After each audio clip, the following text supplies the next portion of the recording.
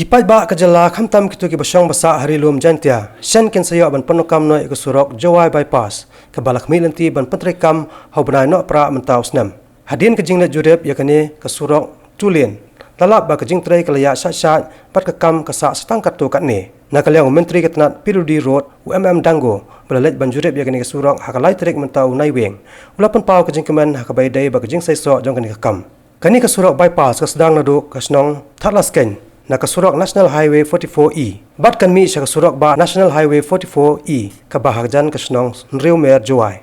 Kat kong kajing to jong new menteri kani ka project kalawan ng baka scheme Special Accelerated Road Development Program. Nakabanta ka roy ka par kisurok hapo kijala ka than jatay lamingi. Nakababanrap baka jing wan jong kani kasurok kanyarap sibon hakabante lakam yakajing dhangkali ha Juwai.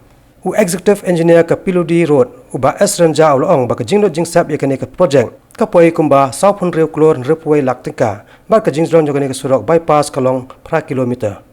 So my main purpose of business is that how we can make the subway in order to expedite the construction of this sanctioned bridge.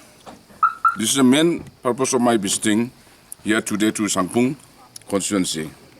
You see, that's why every opportunity when I get, I travel to the rural areas.